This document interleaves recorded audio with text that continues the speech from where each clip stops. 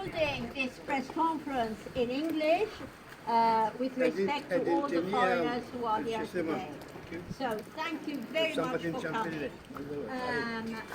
Myself, representing Flimkien Al-Ambjenta here, we insist that Forti Tigné must not be converted into a hotel, must not on any terms.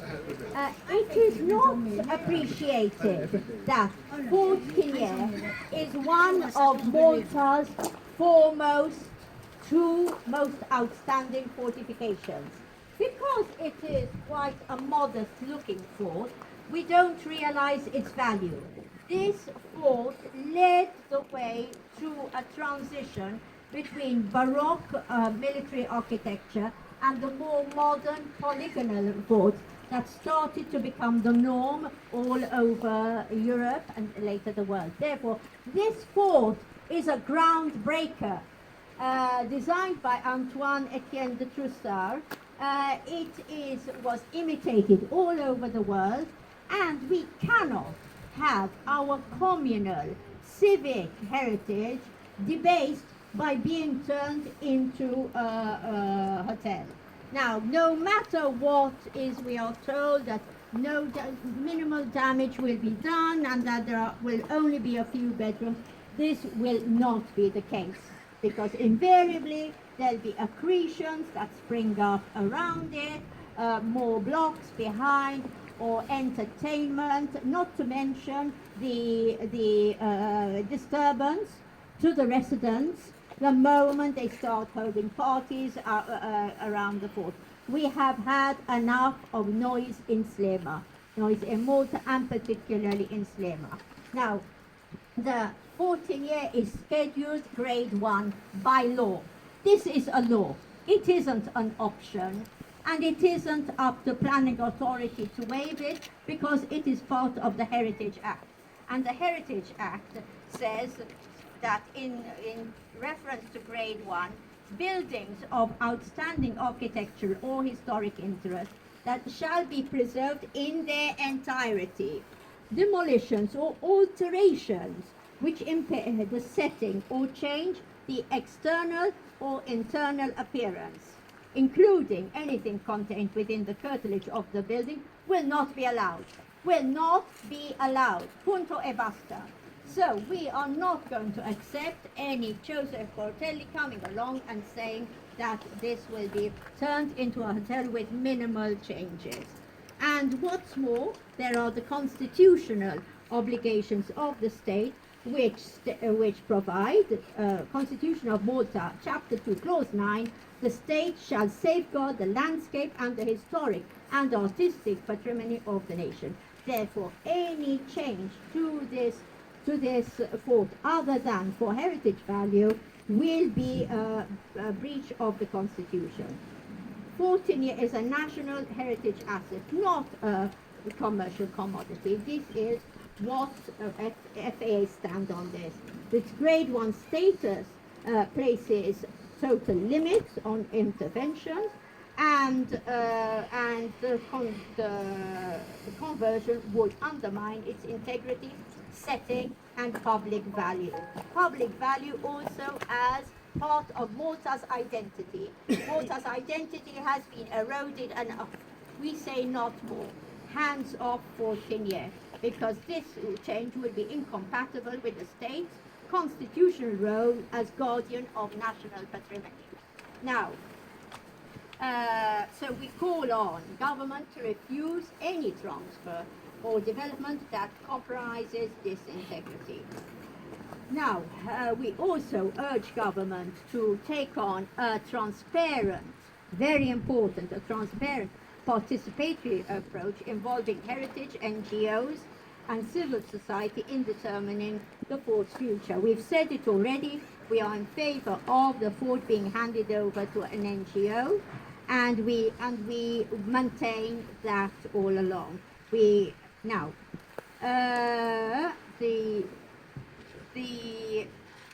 changes being proposed, as I mentioned, as I touched upon, would have a much wider impact on Sliema as a whole, because Sliema cannot take more commercialization, cannot take more development.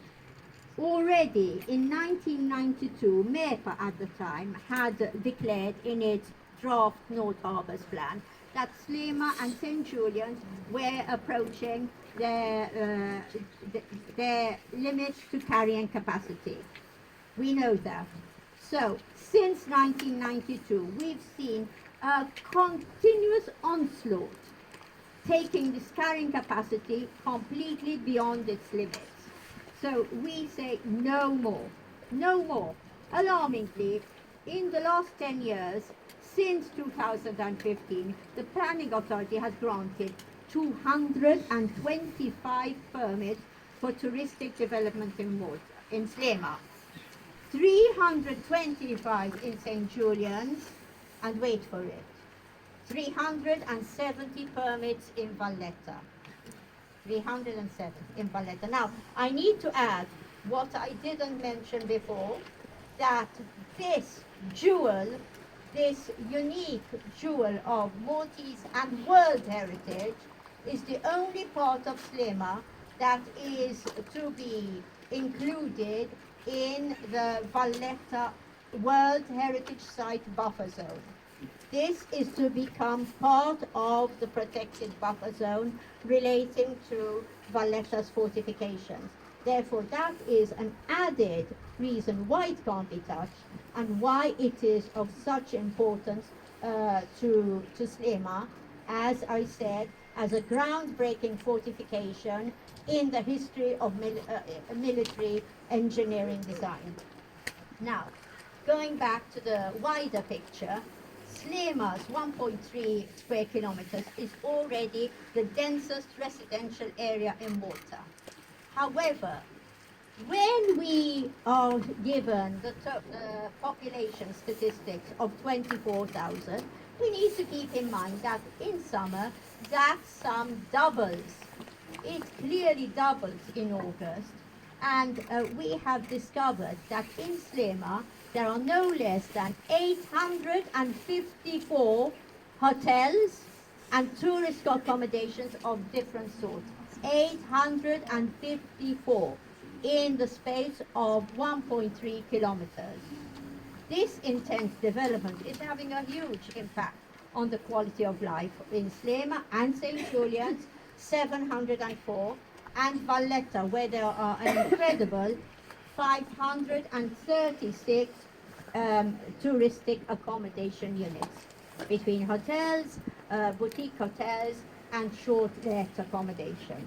Now, this influx of tourists consumes, on average, 3 times the amount of water as residents do. That is really, really something.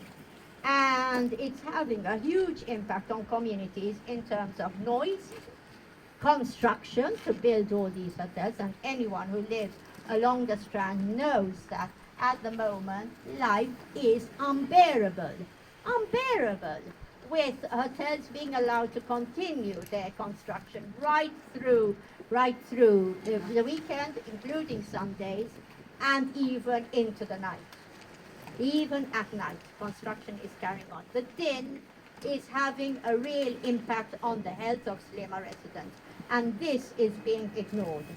Now, while we support, now it's also having an impact on transport, as we know, the intensity of traffic, garbage, dirt in our streets, which the local council doesn't have the resources to keep up with. We can't blame the local council if they are not given the resources. And drains.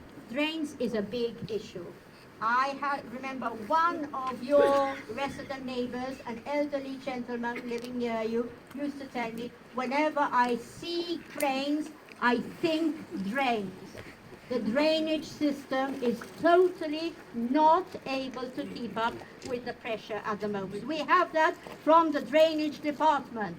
We have it from the horse's mouth because of the increase in the population in Sliema and the touristic increase, which is obviously continually emptying showers, baths and toilets into the drainage system. the drains are not keeping up.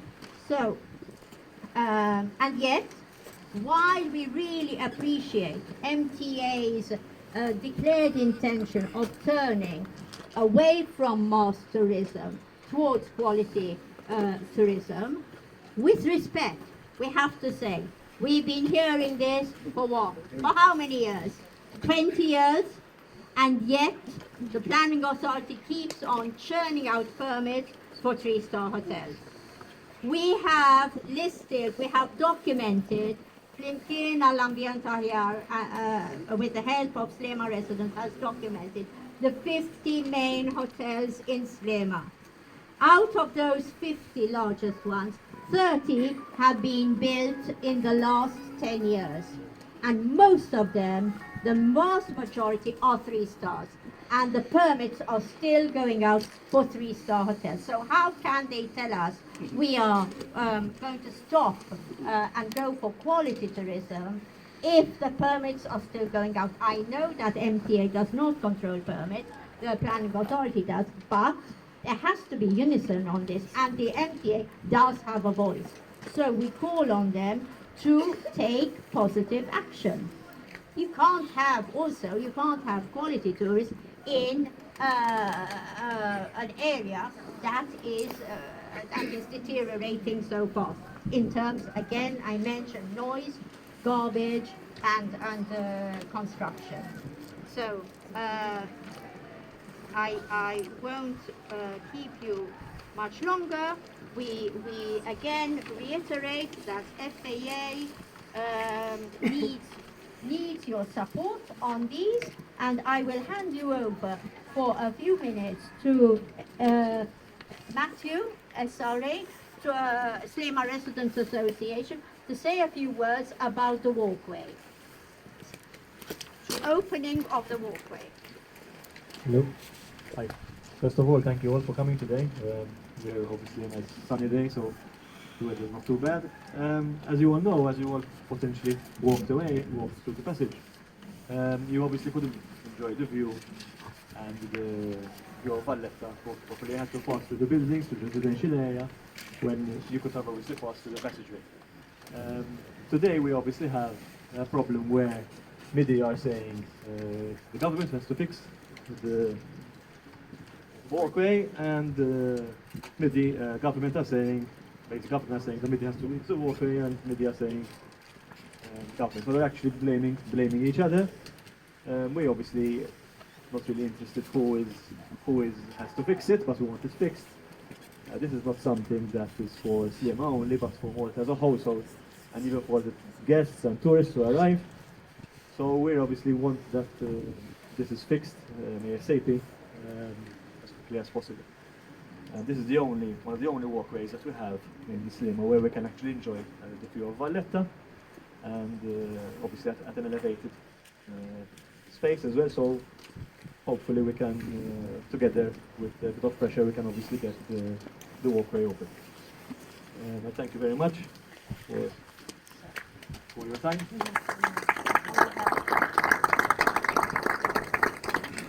Joe Muscat, who most of you know as a resident of Tigne. That's it. Thank you for being here. I have been asked by the organizers to stand up and be counted and put in a few words on this justified issue. Mike, closer to your face, please. Yes, Can you hear me like that? That's much better. Thank you.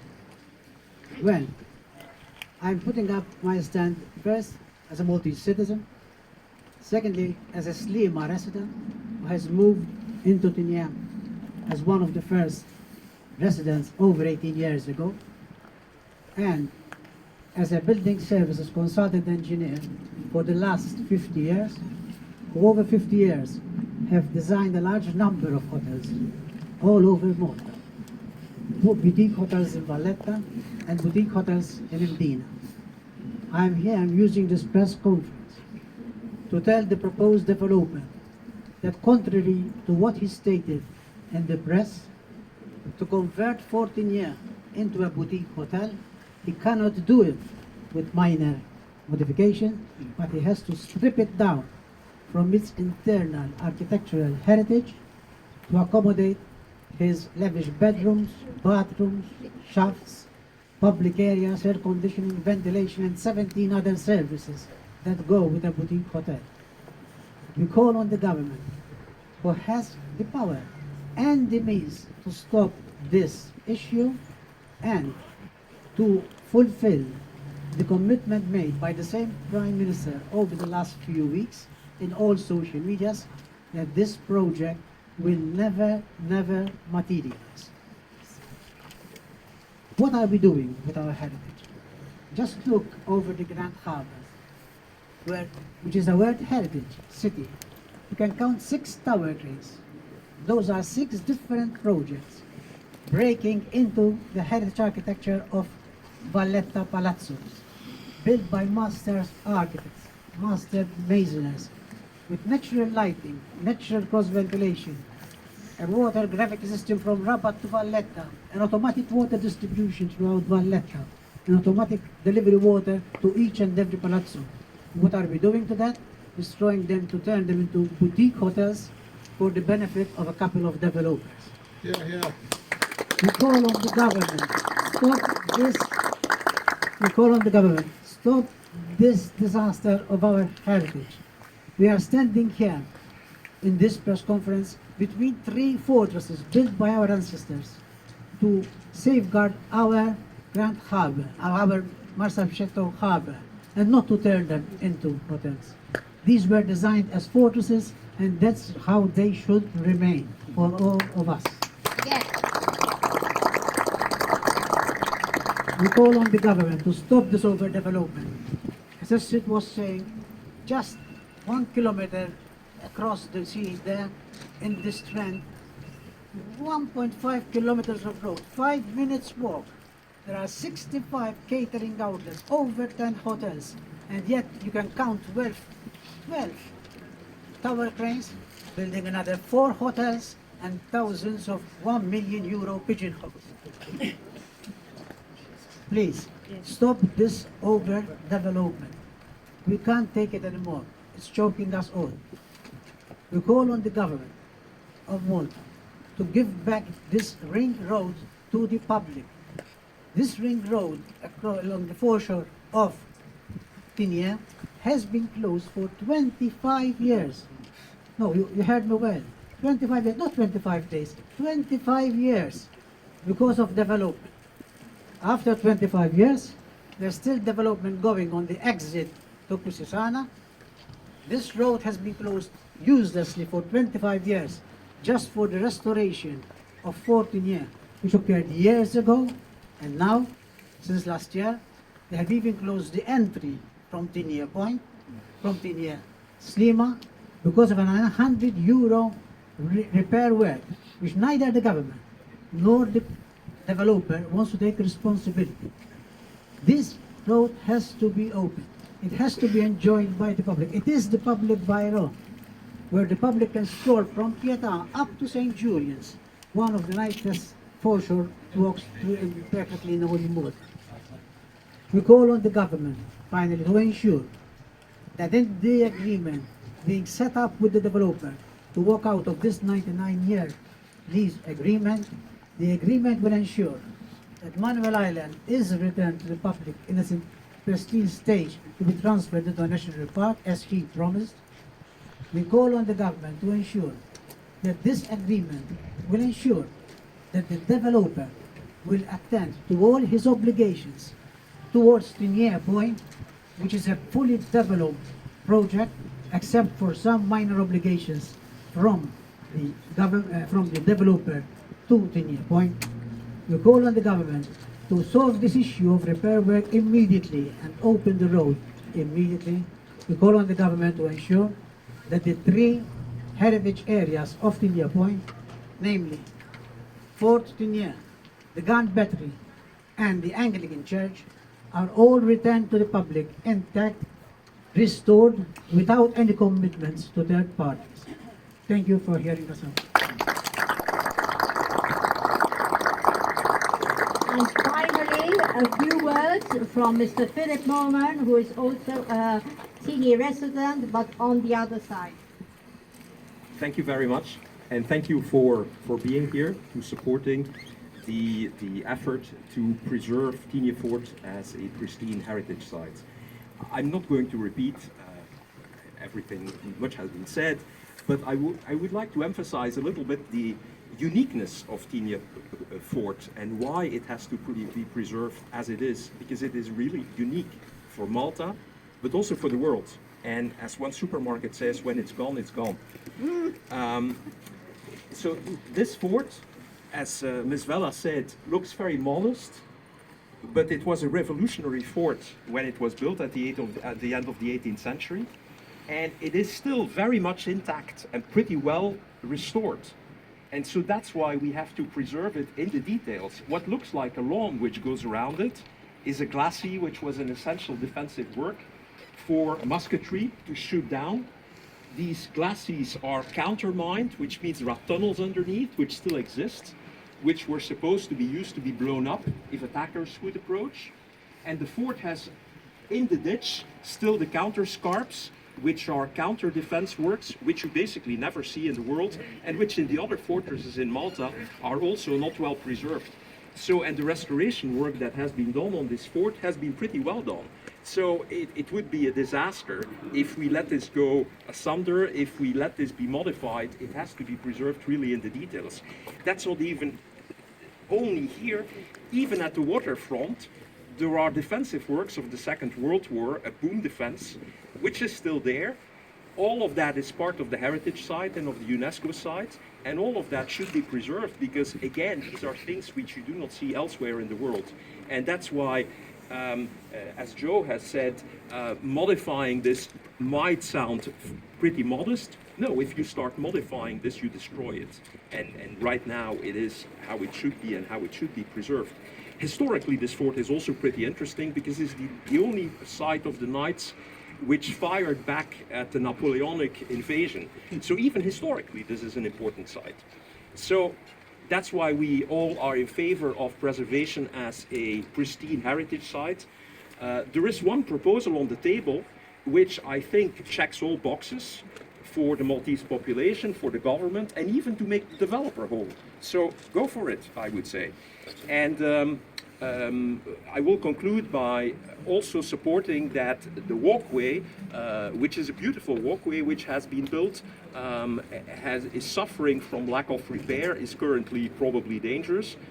Just get it done. I think the relevant parties, i.e. the developer and the government, should engage and just share responsibilities and get it done. That being said, I pass it back to Ms. Vella. Philip, I really appreciate your input because our problems we are all aware of, but no one seems to be aware how very special, how significant this fort is. And I think Philip's